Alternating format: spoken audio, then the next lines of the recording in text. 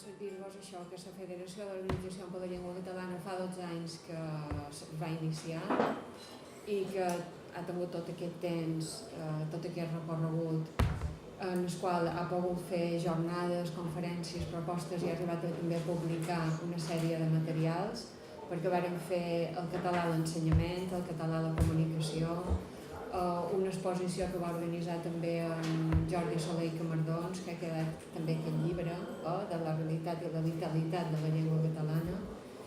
I l'any passat vàrem organitzar unes conferències sobre el País Valencià i enguany volíem fer aquestes sobre les Illes Balears. Per parlar de tot això hem pensat que el primer ponent serà en Bernat Joan. En Bernat Joan va néixer a Eivissa i estudiant a l'Institut de Santa Maria d'Eivissa va pensar que volia fer filologia, va arribar a Catalunya i avui li demanava jo com va ser que vares decidir fer filologia catalana? I una cosa molt curiosa, jo me pensava que me diria perquè havia llegit poemes en català i perquè tenia un professor de llengua i literatura catalana que me'n feia teatre i m'agradava això del català. I no va ser per cap d'aquestes coses. Va ser perquè quan va venir aquí va entrar en contacte amb les idees llibertàries i anarquistes, m'ha prescut entendre, i en el mateix temps, clar, va pensar, bé, la societat i aquest compromís social per les coses, i va pensar, i jo per destruir l'Estat, l'essència de l'anarquia, per destruir l'Estat, per desfer aquesta estructura, el que he de fer és desfer-lo per trossets. I jo dic, però això és premonitori. Si ja pensava desfer-lo per trossets, i per desfer-lo per trossets, començant pel tema català i com a estudiant, també se va apuntar a classes de llengua catalana i va decidir dedicar-se a la filologia catalana. D'aquesta manera entenem aquesta doble vessant d'en Bernat, que és docent, i la descompromís també i l'activitat política i la militància política. Jo sempre dic que a Illes Balears, clar, això d'estar aïllats, cada illa en el seu lloc, a vegades ens costa conèixer que tenim en el costat. Però quan nosaltres hem organitzat activitats com a sindicat, com l'Estell, hem organitzat jornades a diferents illes, me'n vaig adonar que a Eivissa la gent està molt preparada, perquè me vaig trobar gent com ell i altres persones d'Eivissa i vàrem pensar, per anar a Eivissa hem de dur molt bons ponents perquè ja la gent, no són molts però estan molt ben preparats i estem molt contents avui de poder-vos dur un eivissenc aquí per parlar de totes aquestes coses. Dir-vos també que ell és professor, catedràtic de llengua i literatura catalanes, escriptor, ha escrit narrativa breu, novel·les, assaig, teatre, sociolingüística, temes de sociolingüística, i després també ha estat secretari de Política Lingüística de la Generalitat de Catalunya. Va aparèixer entre el 2004 i el 2007. 2007 i 2011. 2007 i 2011, ja m'he equivocat. I després també va continuar la seva activitat política com a eurodiputat, i ha estat en el Parlament de Brussel·les, d'Estrasburg, durant un temps per la coalició de l'Europa dels Pobles. També durant una sèrie d'anys. I també hem sabut que el 2011 va deixar la militància d'Esquerra Republicana, no el compromís polític ni tot això, però dir-vos també que crec que és una persona que té una visió molt àmplia, que té una memòria també molt extraordinària, perquè l'han sentit parlar moltes vegades, i té una memòria i una capacitat per associar idees que el fa un molt bon comunicador. I com que jo tampoc no me vull allargar més, donarem la paraula a en Bernat Joan.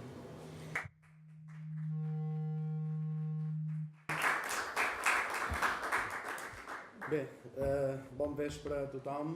Moltíssimes gràcies, Maria Antònia, per aquesta presentació. Gràcies a la FOU per haver-me proposat d'encetar aquest cicle de conferències sobre les Illes Balears i gràcies també a l'Espai Mallorca per acollir-nos. He de dir que a l'antic Espai Mallorca hi havia estat unes quantes vegades, el nou encara no el coneixia, en fi, és agradable ser aquí amb tots vosaltres aquest vespre. El tema, la FOLC posa exercicis dificultosos, per si algun dia vos toca predicar-hi, no? Posa exercicis dificultosos perquè analitzar quina és la situació de la llengua catalana i quina és la situació de la cultura catalana a les Illes Balears i de la cultura, diríem, llengua i cultura, i fer-ne un global és una cosa molt complexa, és bastant difícil, i quan les coses són molt complexes o bé un té el perill de perdre's amb unes divagacions excessives o el perill de resumir-ho tot parlant dels grans trets i dels grans moviments de fons i per tant de dir molt poques coses, d'en poc temps tenir-ho enllestit. Per tant, he pensat de distribuir-ho, si us sembla bé, de la següent manera, és a dir, primer fer una exposició a grans trets de diferents qüestions que tenen a veure amb el tema proposat, segurament deixaré coses i em quedaré curt, i després deixar una part del temps també perquè vosaltres pugueu fer preguntes o plantejar qüestions de manera que la cosa sigui també una mica més dinàmica i no sigui, com deies al principi, una cosa estrictament predicativa, sinó que sigui una mica més interactiva. Començaré en fer una mica d'anàlisi d'una qüestió que és la qüestió de la situació de la llengua. Està bé, crec, començar per aquí, perquè el tret d'identitat més destacable que tenim col·lectivament en els nostres països és la llengua. Tant és així que la distinció, quan a mi me diuen que els Països Baixos distingeixen entre els que parlen euskera i diuen euskalduns i els que parlen herdera i són herdelduns i són tots els altres. És exactament igual que feim que s'ha fet tradicionalment sempre a les Illes Balears, que es distingeix els que parlen com nosaltres, que se li pot dir mallorquí, se li pot dir eivissenc, se li pot dir català, valencià o com sigui, i els forasters, vull dir, els que parlen altres coses.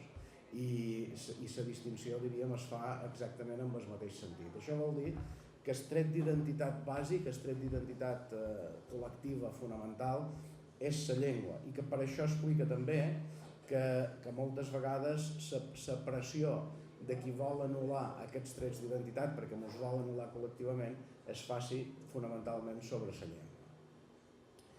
Diré algunes coses que tenen a veure amb estadístiques, però prèviament a això s'ha de dir que totes aquestes estadístiques només tenen sentit si es col·loquen dins un context històric.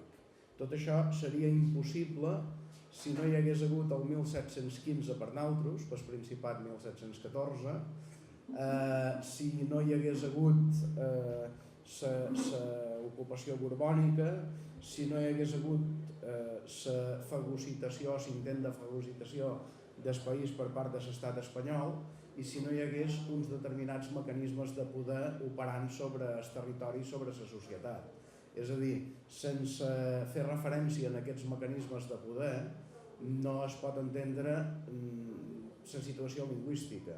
Crec que només hi ha hagut una vegada que per voluntat pròpia hi hagi hagut un poble, no un poble, sinó algú d'un poble que va plantejar renunciar a la llengua, i encara va ser justament un petit sector, que és un episodi del segle XIX, de la primera meitat del segle XIX, de la classe imperial japonesa, que ja veien una mica, no sé, com aniria un cert futur, potser tenint algun tipus de visió premonitòria, varen proposar abandonar el japonès i que tothom es passava a l'anglès, cosa que evidentment no varen aconseguir i que crec que és, jo no he trobat més elements, vegades que algú digués anem a abandonar la nostra llengua i anem a passar a una altra llengua sense que hi hagués una pressió exterior directa que provés aquest canvi. Per tant, aquestes dades, aquestes xifres serien absolutament impossibles si no s'hagués perdut la sobirania pròpia, és a dir, si els mecanismes de poder fossin uns altres. Només es poden entendre així.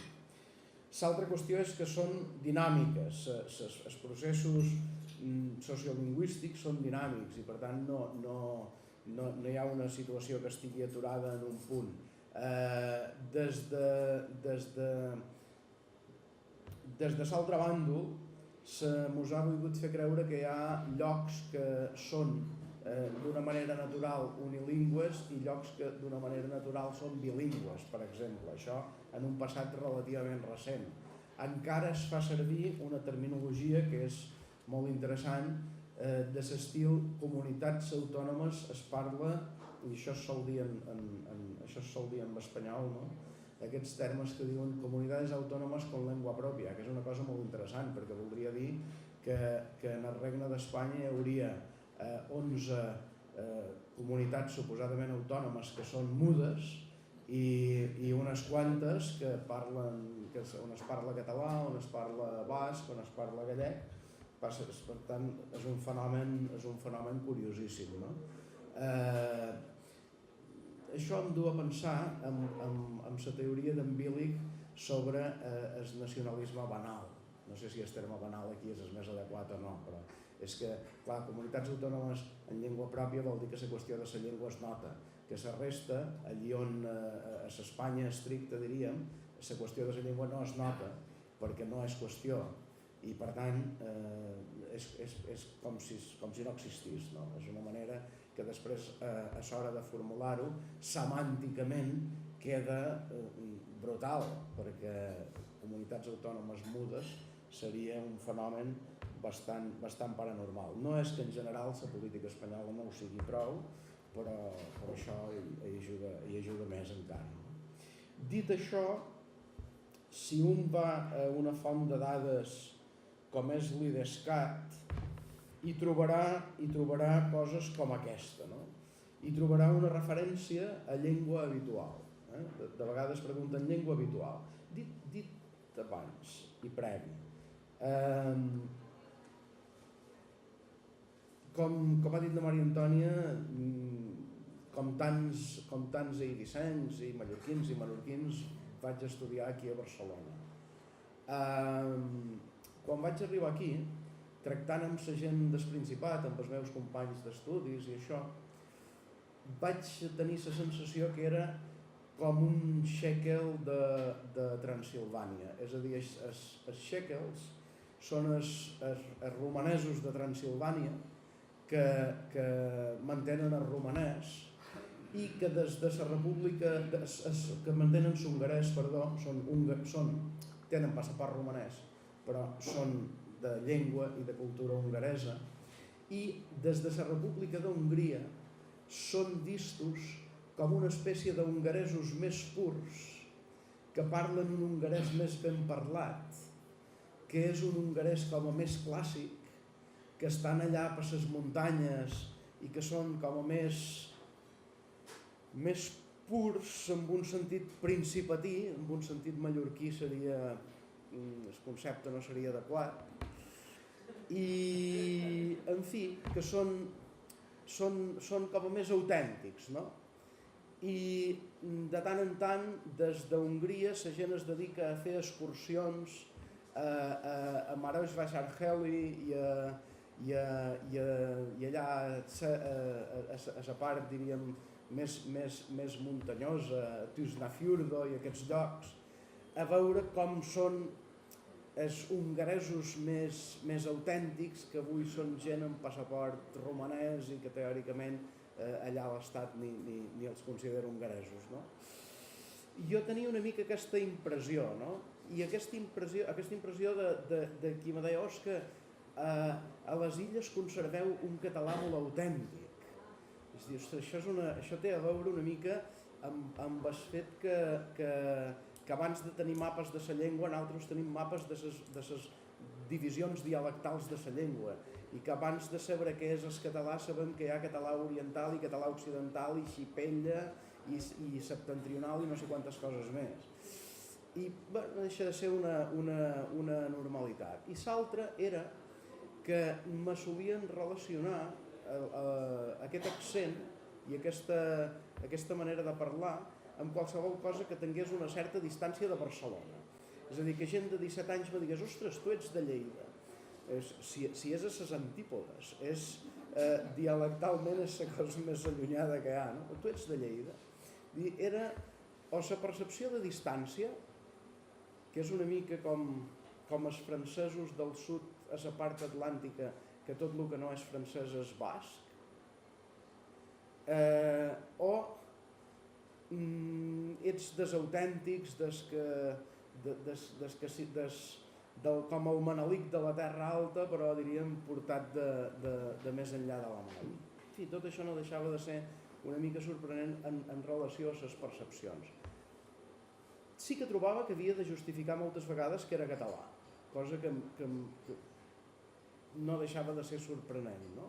Que quasi t'havies de reafirmar davant els barcelonins com t'havies de reafirmar davant els funcionaris de l'Estat a Eivissa, per entendre-nos.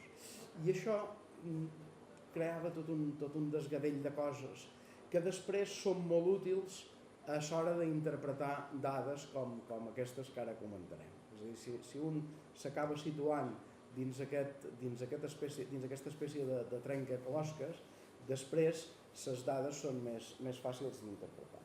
Demanen a Sidescat, en els censos que es fan a les illes, quina és la llengua habitual dels habitants de les Illes Balears i diuen, donen possibilitats de l'estil català, castellà, que volen dir espanyol, o totes dues, o altres.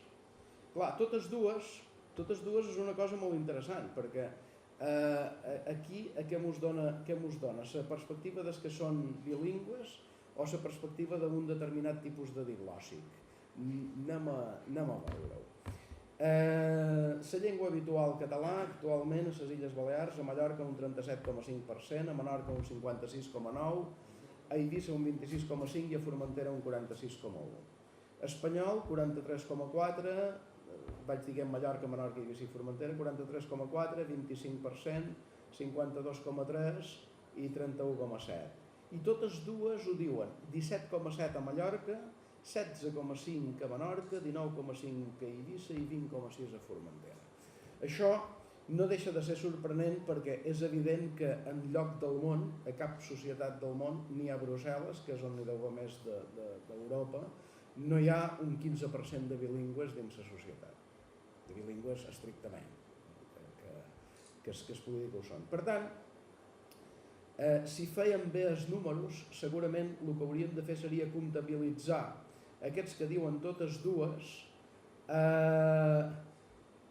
una part, i això no es pot destriar i l'IDESCAT no mos ho aclareix des de cap cantó, una part són catalanoparlants diglòssics, que es pensen que són bilingües, però que segurament diríem cantarien en una situació en què haguessin de ser fitxats com a bilingües, segurament no els fitxarien com a bilingües, però ells es pensen que ho són, i n'hi ha d'haver una part necessàriament que són persones que no són catalanoparlants d'origen, però que han fet allò que és normal a qualsevol país normal, que és aprendre el català. Dic això perquè això que és normal a qualsevol país normal és una cosa que nosaltres comptabilitzam contínuament. I dèiem, hi ha un percentatge X de persones que no tenen el català com a primera llengua que en canvi són ciutadans catalanoparlants actius. Bé, això que de vegades ho veiem com un fenomen estratosfèric o com un mèrit molt especial, és senzillament allò que passa a tot el món quan no hi ha interferències en relació a la llengua del país. És a dir, continuant amb anècdotes pròpies, jo he agafat un taxi a Finlàndia conduït per un senyor d'Etiòpia que feia 6 mesos que era a Hèlsinki i hem tingut la conversa en anglès, però li he demanat si també parlava finès i la resposta ha estat naturalment, és a dir, què et penses? La resposta era of course, però volia dir què et penses, no? És a dir, si tu ets a un lloc i no hi ha cap tipus d'interferència, cap tipus d'obstacle posat des de l'exterior que t'impedeixi una incorporació normal en el país, doncs t'incorpores normalment i ja està. Quants de ciutadans que no són parlants materns d'anglès hi ha a Londres que parlen habitualment anglès i que posarien totes dues si haguessin de posar urdu i anglès? Serien tots els que parlen urdu normalment, no? Per tant, no són coses que es comptabilitzin estadísticament. El fet que es comptabilitzi estadísticament és allò que ja demostra la anormalitat, demostra la cosa que no quadra, no? Aquestes mateixes dades, desglossades per les capitals de les tres illes més grans, Palma, Mahó i Vila d'Eivissa, són encara més significatives. Català 28,3, 48,5 i 19,6, 19,6 és a Eivissa, espanyol 48,7, 32,9 i 57,2 i totes dues 22,1, 16,7 i 21%. Això indica aquest element que deia abans que fa que l'estadística tingui una fiabilitat també molt relativa i que s'hagués de desglossar bastant més. S'explica també perquè, a més de no haver-hi una situació de poder favorable a la llengua del país i per tant mecanismes d'interferència que són de procedència exterior, hi ha hagut també un canvi demogràfic d'unes dimensions molt grans.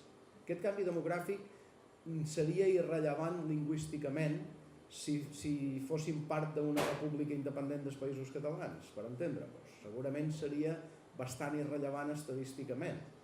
És més fàcil la integració lingüística que la integració real a la cultura i en els mecanismes polítics, socials, etc. del país. A França tenim tota una sèrie de gent que no se senten molt vinculats amb els valors de la República Francesa, que en canvi francès sí que en saben, no? Per tant, teòricament és més fàcil adoptar la llengua d'un lloc que no els valors, les convencions, les normes més generals, etc. I en canvi, dins el nostre context, la percepció és diferent i és inversa, precisament perquè hi ha tots aquests mecanismes obstaculitzadors. I efectivament hi ha hagut un canvi demogràfic bastant notable, no? A les Illes Balears, nascuts a les Illes Balears hi ha un 55,61% de la població. Hi ha un 17,59% nascut a la resta del Regne d'Espanya, 4,9% nascuts a la resta dels Països Catalans i 21,83%, que ara ja és una mica més, perquè això és de fa 5 o 6 anys, nascuts a altres llocs del món. La primera vegada que vàrem fer una enquesta sociolingüística amb una mica de profunditat a l'illa d'Eivissa, que va ser l'any 1985, l'illa tenia 87.000 habitants.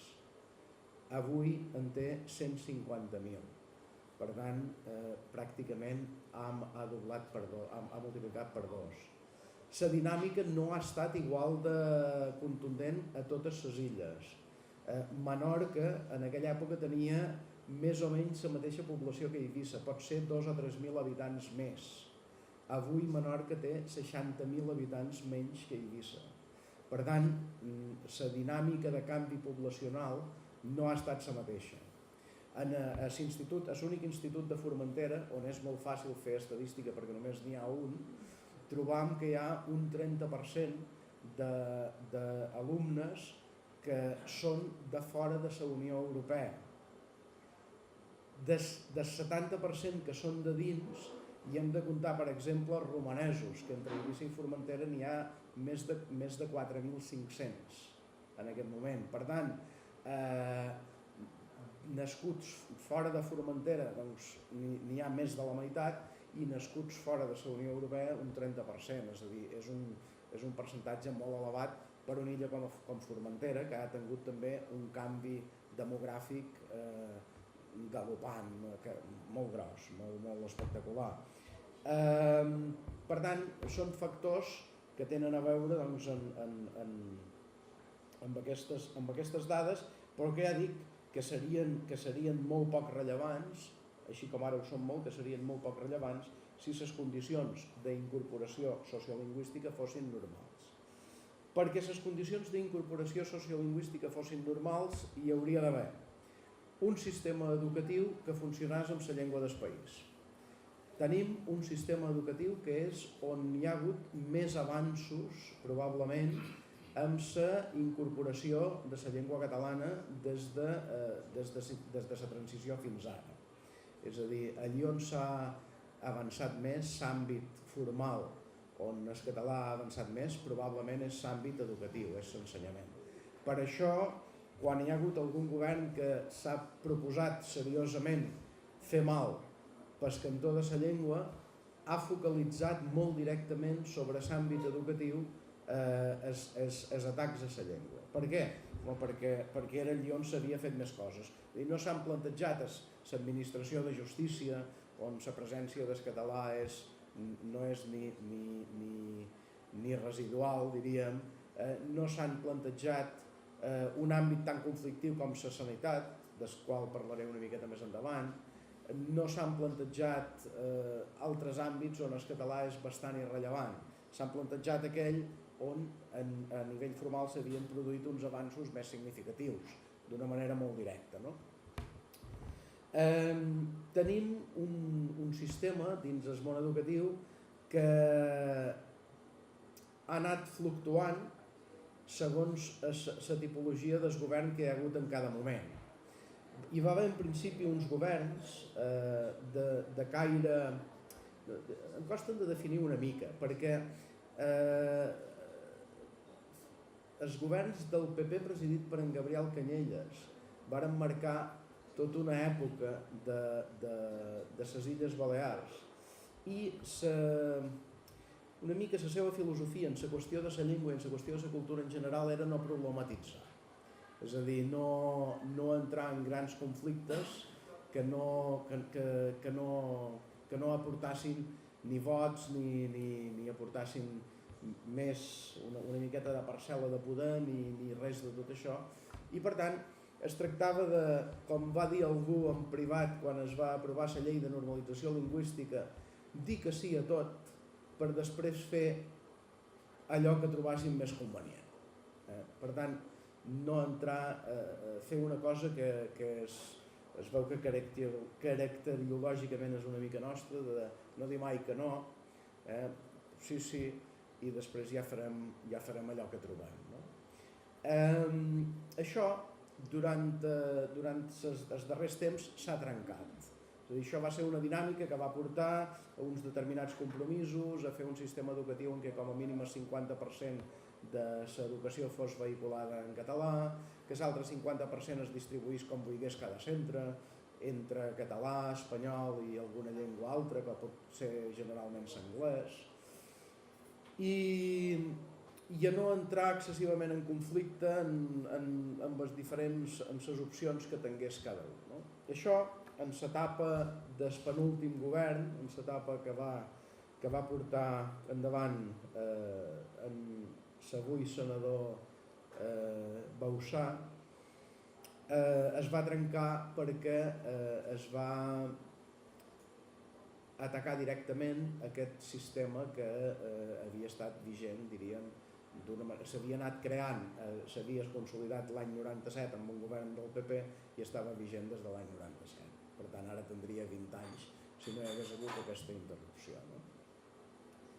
La cosa és que la interrupció va comptar, per una banda, en tots els mecanismes seus per fer-la efectiva i, per l'altra banda, amb una resposta que tampoc no s'esperaven i que crec que va ajudar en part a provocar un canvi de govern. Pensem que des de la fi del segle XX a les Illes Balears hi ha hagut canvis de govern continus, és a dir, cada vegada s'ha alternat, hi ha hagut governs progressistes alternats en govern del PP i no hi ha hagut dues legislatures seguides d'un mateix color de govern, cosa que ha fet que ningú hagi pogut acabar consolidant els seus projectes, ningú hagi pogut acabar consolidant els seus programes i les coses que es volguessin portar endavant. D'altra banda, sí que hi ha una percepció clara en la població sobre quina postura tenen sobre la llengua les diferents formacions polítiques o els diferents tipus de govern que hi hagi. De manera que en els cursos de llengua catalana per persones adultes, d'una manera automàtica puja o baixa un 40% segons el color de govern el nombre de matriculats. És a dir, que governa el primer pacte progressista, hi ha un augment d'un 40% de matrícula en els cursos de llengua catalana. Que es perden les eleccions 4 anys després i governa el PP, hi ha un descens d'un 40% automàticament. I això cada 4 anys també ocorre d'una manera sistemàtica. Vol dir que hi ha una percepció social de que uns volen que la cosa vagi més en català i uns altres volen que hi vagi menys. I això passa abans que ningú faci res. És a dir, això passa d'una manera espontània sense que s'hagi produït cap tipus d'acció per part del govern. Per tant, aquestes percepcions ja en si mateixes creen algun tipus de dinàmica. Després de l'etapa en què es va intentar d'una manera seriosa que el català anés molt endarrere dins l'àmbit educatiu, i es va aconseguir en bona part, perquè es va fer un model que havia de ser trilingüe, en què teòricament hi havia d'haver un trilingüe, si dividim 100 entre 3 és 33,3 període per cent en cada llengua, no? 33,3 període per cent en català, en espanyol i en anglès.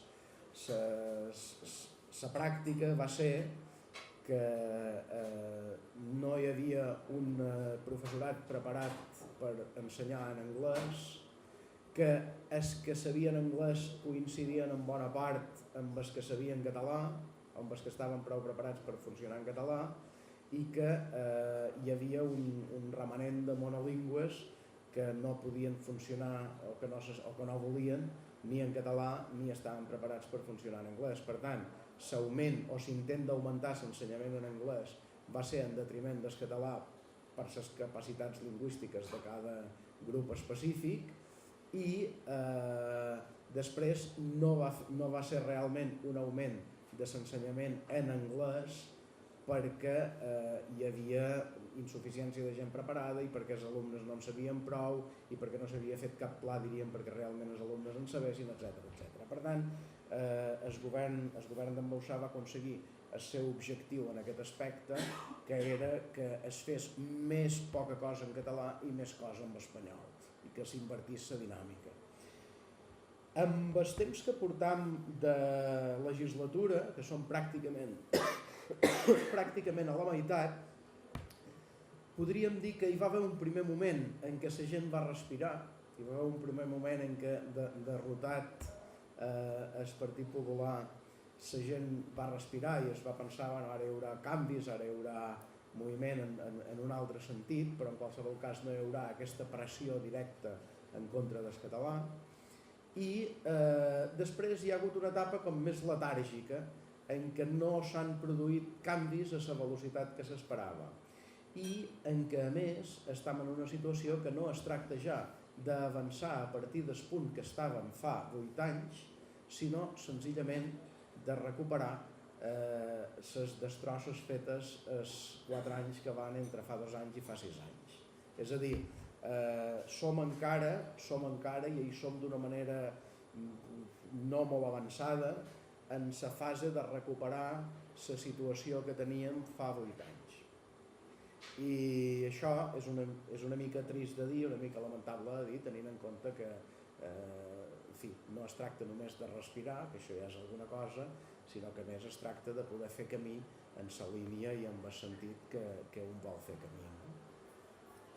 I això està també dins un context de percepcions i de com la gent veu les coses. Una de les coses que demana l'IDESCAT, una altra cosa que demana, que és molt curiós, és quina és la llengua pròpia de les Illes Balears. És com aquí, quan jo vaig veure la pregunta, em vaig demanar, això és com si estiguéssim fent un examen, és a dir, és com si tu t'agafes un alumne i li dius quina és la llengua pròpia de les Illes Balears i que respongui, o estàs demanant una opinió. Si demanes una opinió és molt sorprenent, perquè fins i tot el marc legal que tenim, l'Estatut d'Autonomia, diu que el català és la llengua pròpia de les Illes Balears. I quan després s'explica per què el català és oficial, diu el català és llengua oficial perquè és la llengua pròpia de les Illes Balears. És a dir, a dos llocs diferents, en el preàmbul i a l'article 6, l'Estatut d'Autonomia de les Illes Balears diu específicament que el català és la llengua pròpia. Per tant, és molt curiós que SIDESCAT, l'Institut d'Estadística de les Illes Balears, un organisme que depèn del govern, demani quina és la llengua pròpia de les Illes Balears. És com si, no sé, com si el Regne d'Espanya, el Centro d'Investigacions Sociològiques, demanés si Catalunya és Espanya en els seus ciutadans o algun tipus de cosa d'aquestes, no? És molt curiós. I les respostes són també interessants. Majoritàriament la gent diu català. Hi ha un sector, és interessant per agafar actituds també, no? Hi ha un sector que diu que és espanyol, que en qualsevol cas és un 11%, un 10%, un 7%, un 11%, segons les illes, però la mitjana és al voltant d'un 10%.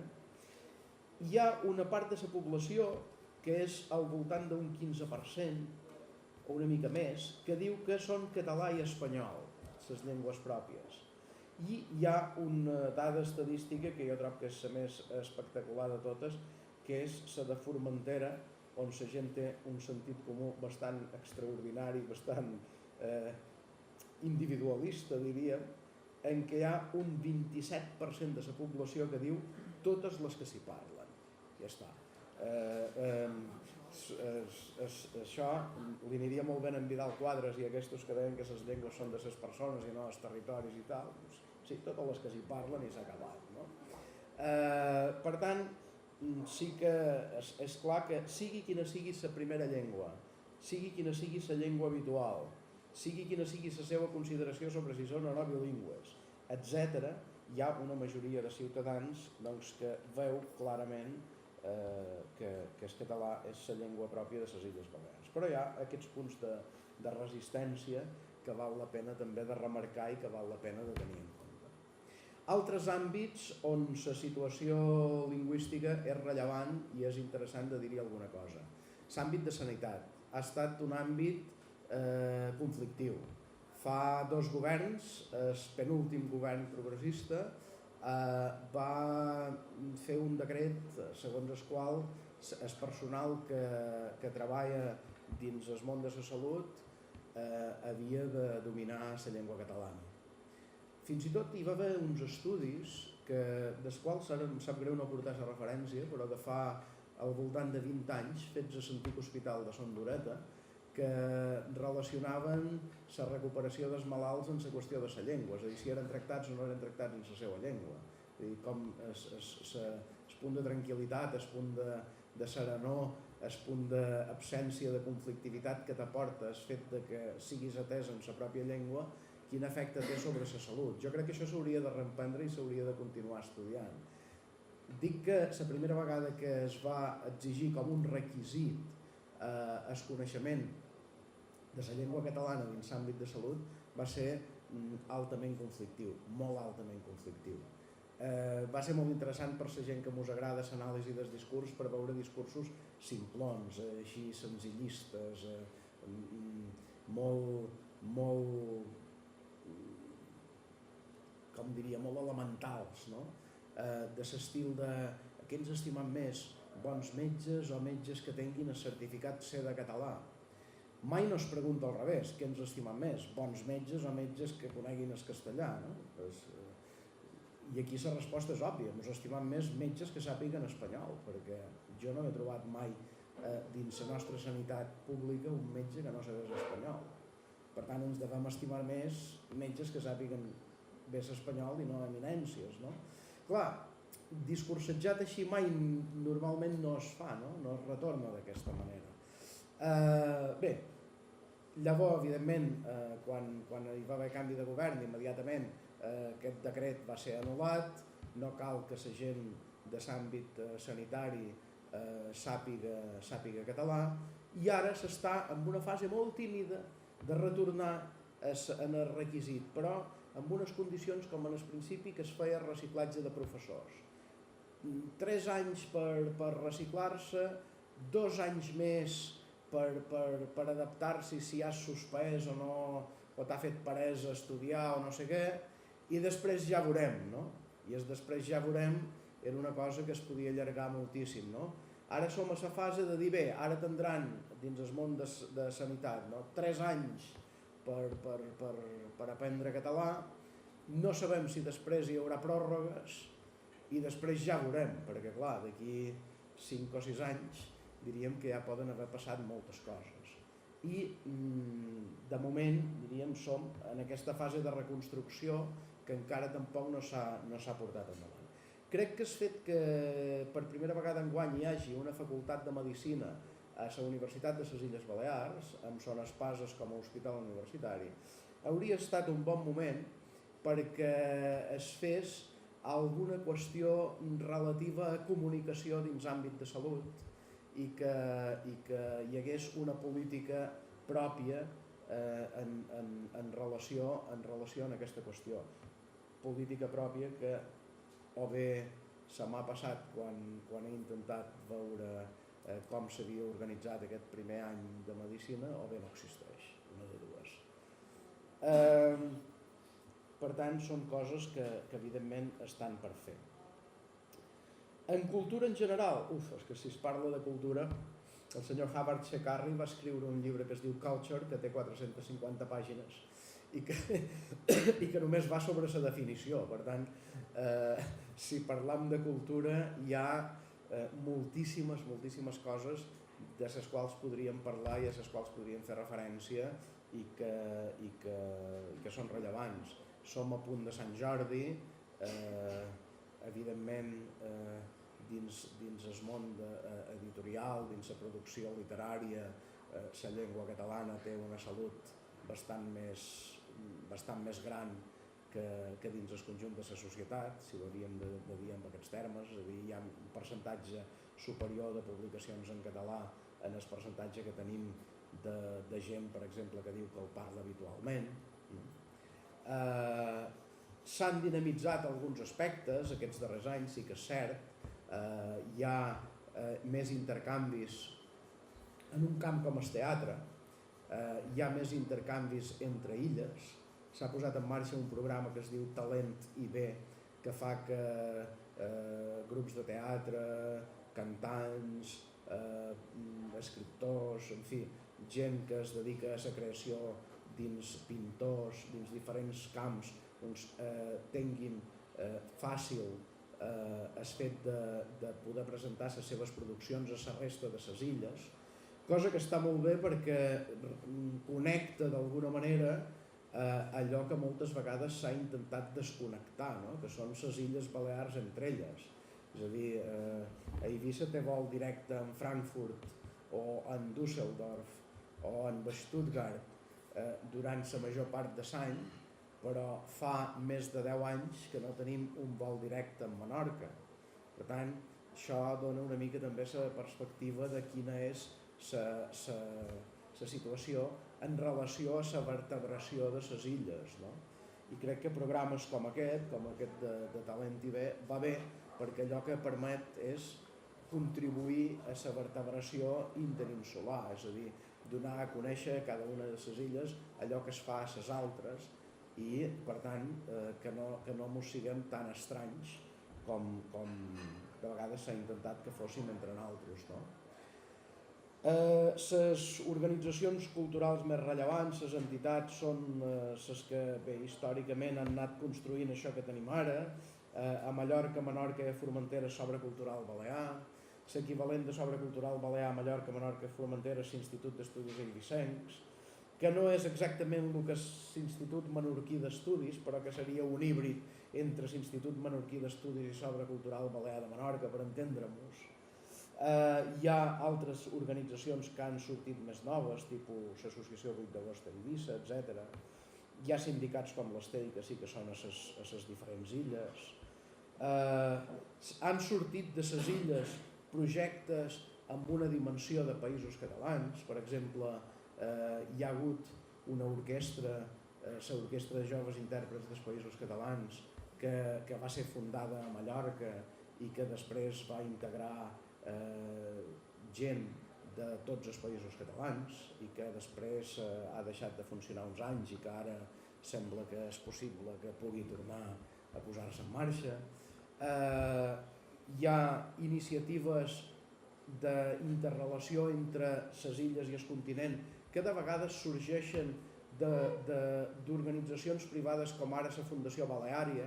Els poetes de les illes en contacte entre nosaltres i amb el País Valencià i eventualment amb el Principat és una cosa que no s'havia fet des d'institucions literàries i que una companyia naviliera posarem els vaixells de franc perquè si es volen trobar a Dénia o es volen trobar a Sant Antoni de Portmany o es volen trobar a Sóller, doncs ho puguin fer i perquè es coneguin entre illes i entre illes i el continent. Això és una dinàmica que s'ha generat també durant aquests darrers anys i que com a mínim fa que la gent que està dins aquest àmbit de producció cultural tingui contacte i s'interrelacioni. Tot això són factors positius. Llavors hi ha factors que són més dubtosos i que també mereix la pena de remarcar. Per exemple, tinc la sensació que no hi ha projectes clarament definits, potser perquè no pot ser d'altra manera. És a dir, els governs d'esquerra són molt plurals i els governs del PP són molt singulars, per entendre'ns. És a dir, dins els governs d'esquerres, perquè no hi ha cap força política que pugui ser prou hegemònica per marcar tot el govern, hi ha una situació en què no hi ha un projecte clarament definit perquè els projectes que l'integren són molt diferents. No és igual el projecte de Més, per exemple, que el projecte del Partit Socialista. I dins Més no és igual el projecte dels antics verds, etc., que el projecte dels que provenen del PSM. I no és el mateix projecte el projecte del PSIP que el projecte de Podem. I no és el mateix projecte, el projecte del PSIP que lideren a Francina Armengol que els que lideren l'oposició que tenia un toc, diríem, més marcadament espanyolista. És a dir, hi ha molts de projectes convivint i per tant la manera de sortir-se'n ha estat, i això és una feblesa important en el nostre país, ha estat no definir-se. I per tant que es tingui la sensació que no hi ha un projecte clar. Sí que hi ha unes tendències, hi ha unes certes tendències, hi ha uns certs moviments de fons moltes vegades impulsats més des de la societat civil que no des del govern, però no un projecte, no es pot dir que tinguem un govern amb un projecte clar de país. L'adversari té un projecte clar de país. Nosaltres no tenim un projecte tan clar de país perquè som molt més extremadament plurals. I, d'altra banda, de vegades aquesta indefinició també porta a una inacció esperant no sabem què, però esperant sobretot no fer-se mal. Diríem que si contra un govern fos un equip de futbol, en compte de jugar un 3-4-3 i anar avançant i mirar de fer gols encara que te'n facin, seríem un equip estil catenaccio italià, no? De que no passin massa coses, no fos cas que prenguéssim mal, no? I que sempre hi ha com a més por que et passi una cosa dolenta que no equivocar-te si tens un projecte i intentes fer-ne una de més ben feta.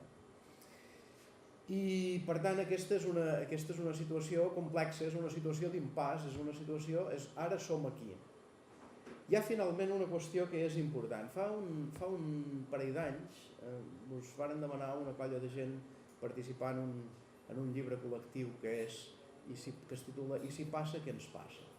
Us varen demanar des d'una editorial menorquina que es diu Arrela I clar, i si passa vol dir, si passa el que avui ha dit el govern d'aquest país que passarà en el Principat de Catalunya, que ha de passar, si la societat vol que passi, a nosaltres, a les Illes Balears, què ens passa? I es dona un fenomen que és molt curiós també, que és que tota la qüestió s'ha sostret completament del debat polític. És a dir, se'n parla poquíssim.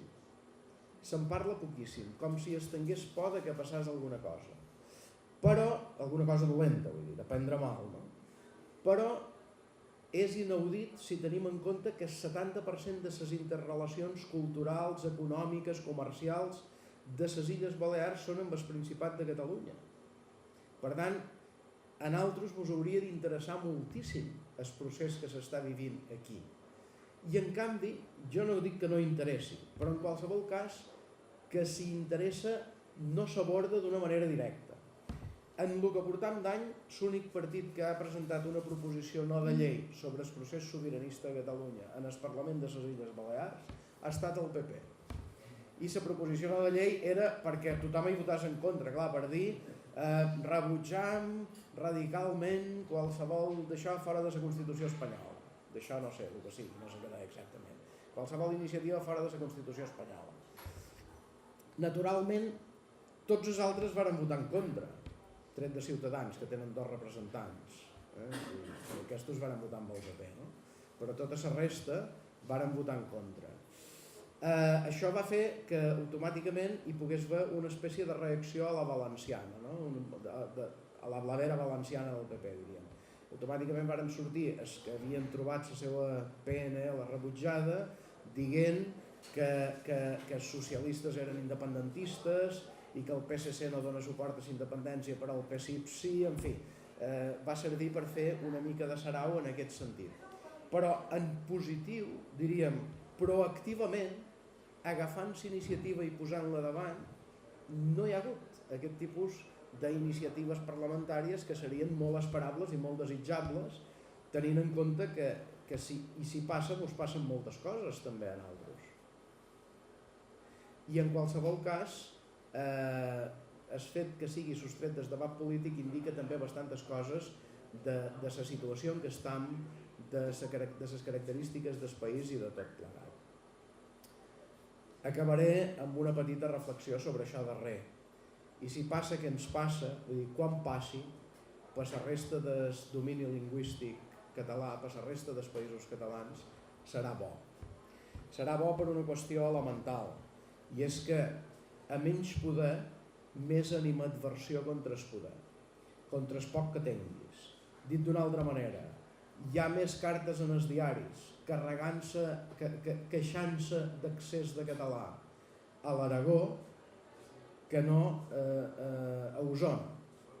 I és per una cosa bastant elemental, i és que la situació és més feble allà. És a dir, si només ens haguéssim de guiar per les cartes els directors dels diaris, allí on el català molesta més i allí on suposaries que n'hi ha més és a Alacant i a la Franja. I a Alacant hi ha cartes contínuament de gent que es queixa que hi ha massa coses en català. Per què? Perquè n'hi ha poques. Com que n'hi ha poques és més atacable, no? I es tracta de... no fa falta ser en Sun Tse ni haver escrit l'art de la guerra ni aquestes coses per saber que si ataques el flanc més dèbil doncs és més probable que aconsegueixis fer-hi forat, no? Per tant, si augmenta el poder propi, ni que sigui a una part de la nostra comunitat humana, doncs per la resta, en principi no ha de ser dolent. Com a mínim hi ha un rerepaís. Jo altra vegada fent la comparació amb les minories hongareses de la Voivodina, Sèrbia, o de Transilvània, Romania, o de Komaron, Eslovàquia, em demano, si aquestes minories no haguessin tingut la República d'Hongria, avui dia hi hauria la pervivència que hi ha de romanès, o la Voivodina, per exemple, seria un punt exactament igual com tota la resta de Sèrbia. Esclar, no els hi ha fet cap mal. No ha ajudat, evidentment, no ha fet que fossin més simpàtics en els estats on estan aquestes minories. És a dir, el fet que existeixi la República d'Hongria no fa els de la Voivodina més simpàtics a Sèrbia, no. Però sí que els obliga, per les relacions internacionals, a respectar-los més, perquè tant Sèrbia com Hongria tenen seient a la ONU i tenen seient a la OCDE i tenen seient a tota una sèrie de llocs on es decideixen coses. I per tant, tu pots caure menys simpàtic, però ser més respectat. El folclorisme fa caure simpàtic. Si tu només tens una reivindicació folclòrica de la llengua i la cultura, això per poder dominant és una cosa que cau simpàtic. En el moment que tu pots exercir un cert poder, el grau de simpatia, com es pot veure molt bé en aquesta part de la nació, el grau de simpatia baixa, no? I el grau d'animadversió creix, però també creix el grau de respecte. Són dues coses que van paral·leles. Jo crec que les Illes Balears necessitem més respecte que simpatia. I per tant, som en un moment que som en una cruïlla, en què passen coses pel món, en què nosaltres també hem de ser proactius i en què hauríem de deixar de jugar amb un 5-4-1 i passar a jugar amb un 3-4-3 a veure si podíem avançar en la direcció que pertoca. Bé, gràcies.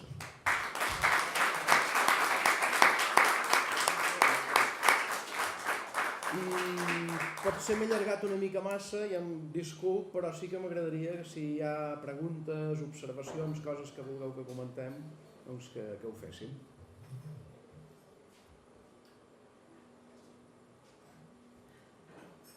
Eva. Publicacions locals. A nivell de publicacions locals, com estan les illes? A veure, n'hi ha de... Quines llengües usen? Sí, majoritàriament és català, i si són les publicacions locals que tenen a veure amb organismes més acadèmics, diríem que el català és la llengua més, en fi, en què apareix més, no? L'Institut Menorquí d'Estudis, les diferents organitzacions lul·lianes, l'Institut d'Estudis Eivissencs, les obres culturals balears de les diferents illes, evidentment les publicacions que fan les fan en català. Les publicacions que depenen de l'Església i que en un temps varen ser equivalents al que aquí pugui ser Serra d'Or, Or i Flama, tipus Lluc, etc., també són en català. És a dir, allò que té un toc més acadèmic i més cultural és majoritàriament en català. Després, hi ha àmbits així tot on la permeabilitat, on la presència del català és més feble. Per exemple, tot allò que tingui a veure amb el dret. Passa que hi pot haver organismes i grups de persones i tal que defensin el dret civil propi, per dir alguna cosa, i que ho facin en espanyol, perquè el funcionament del món del dret amb un 90 o 95% és en espanyol. Per tant, va una mica també per àmbits. I en revistes divulgatives de caire general diríem que hi ha una pluralitat bastant gran, igual que dins el món periodístic, no? Per mi un dels elements arquetípics d'això podria ser el grup Serra, no? Que és el grup més potent de premsa, no? A Mallorca, que és com dir a les Illes Balears. El grup Serra què fa? El grup Serra va catalanitzar el diari de Balears, que era un diari del Movimiento que es deia Baleares, ara és un digital, però durant bastant de temps ha estat en paper. Varen propiciar l'entrada a les illes que després s'ha fet per lliure de Sara Balears. Per tant, la publicació en català bàsicament depèn d'ells, món periodístic. Flashback varen portar també. Després, tenen Última Hora Mallorca, que és en castellà tot, i que és el diari que té més tirada de les Illes Balears. Llavors tenen el Mallorca Today en anglès, Mallorca Heute en alemany, en fi, hi ha varietat de llengües a l'hora de mirar, per exemple, mitjans de comunicació. A Eivissa tenim premsa en alemany, tenim premsa en anglès també, no diària. Els diaris en espanyol solen posar suplements en català una mica com en posen en alemany o com en posen en anglès, amb una diferència, que és que el suplement en català sol ser o bé destinat a educació o bé destinat a joves, algú ha dit, i penso que és important, que seria bàsic que algun d'aquests suplements, per exemple, fos d'esports, que tothom ho llegiria igual, no?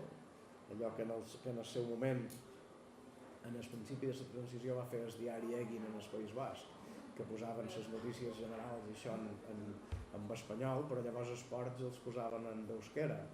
I clar, si algú volia seguir l'Atlètic de Bilbao i veure què passava, doncs alguna cosa havia d'esforçar-s'hi, no?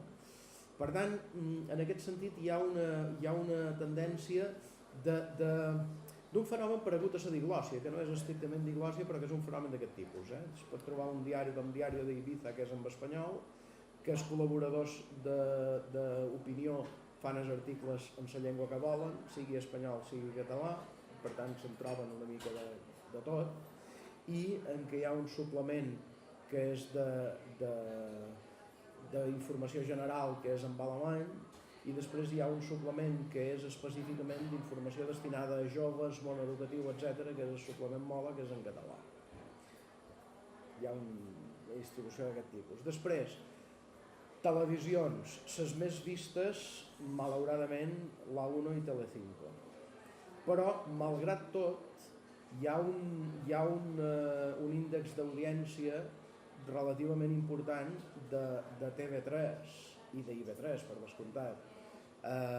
Només a Unilla IV3 està molt per sota de la mitjana en el conjunt de les illes, que és al voltant d'un 8%, que és a Eivissa, que és un 1,7%. Es necessita, IV3 hauria de fer una política de penetració a Eivissa que no acaba de fer, però que en canvi està suplida per una televisió local que és en català, televisió d'Eivissa i Formentera.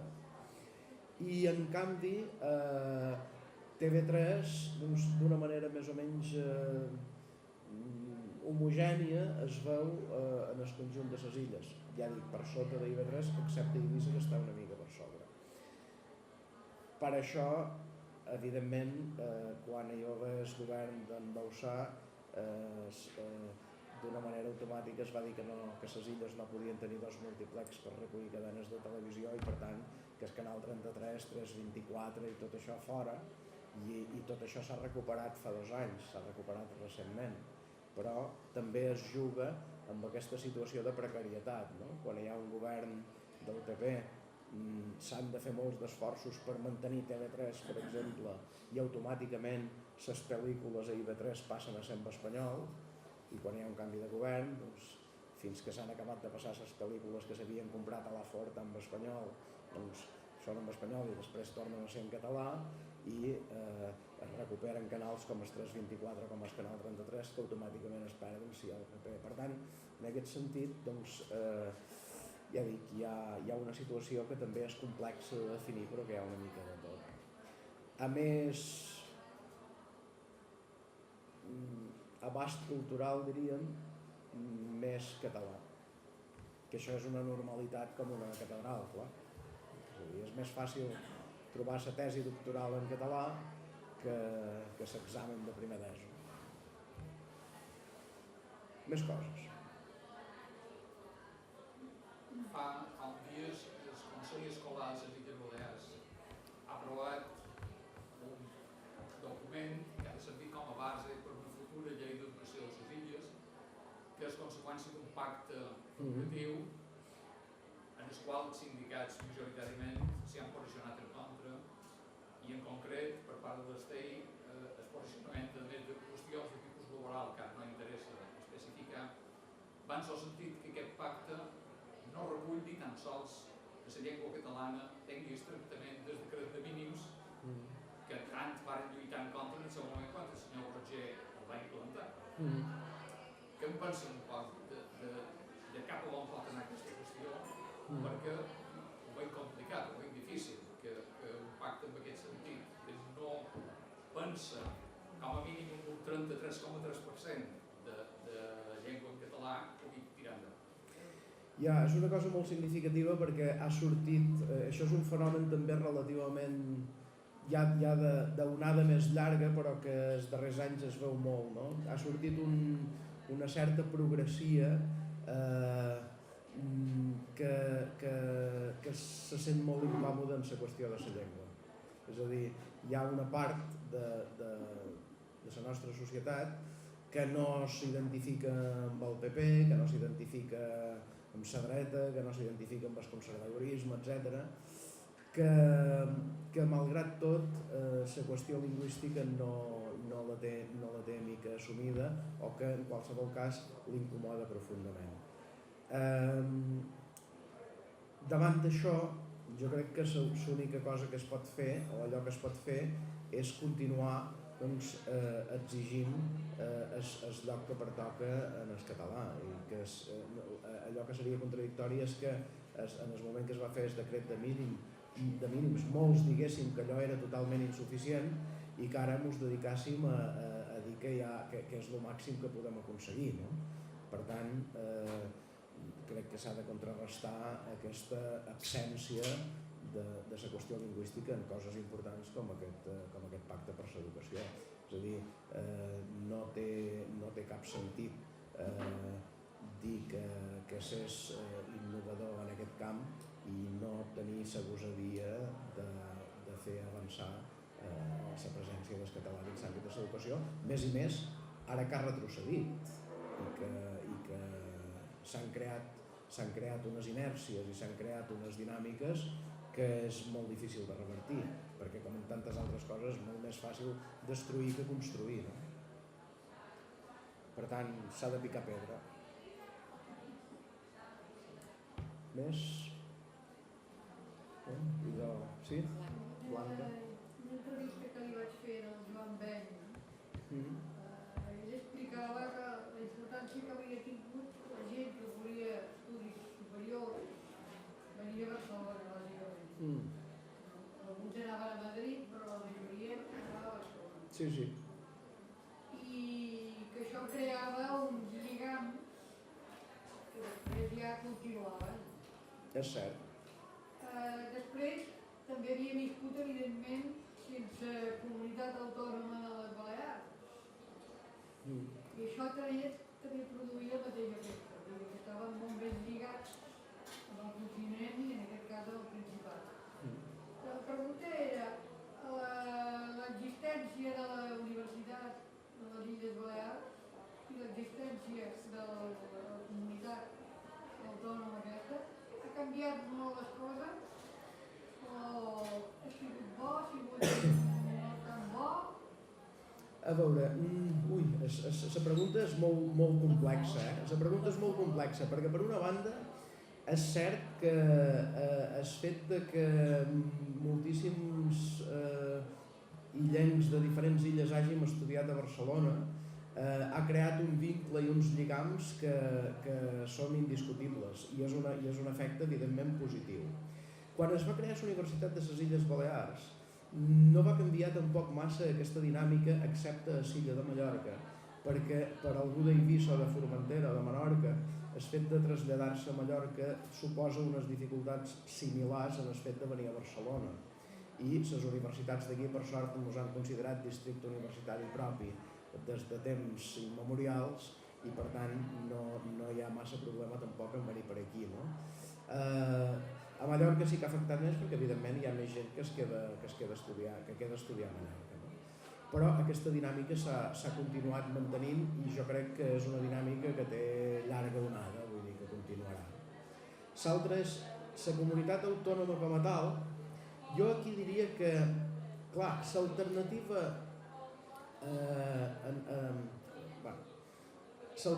a ser una comunitat autònoma, entre cometes, com la que és, seria que fos cada illa per ella mateixa. Això ajuntaria més en la resta de països catalans i tenc els meus dubtes. És a dir, jo crec que hi ha un marc d'organització de la societat política nostra que tindria, si així ho decidíssim, un punt de referència de sobirania que és el Parlament de les Illes Balears, que no hi ha hagut mai una majoria dins aquest Parlament amb consciència de que allò és realment on es diposita la sobirania popular de les nostres illes, però que en qualsevol cas la presència de gent que ara hi ha és superior a la que hi havia en altres etapes, no? I la qüestió és que vagi creixent, no?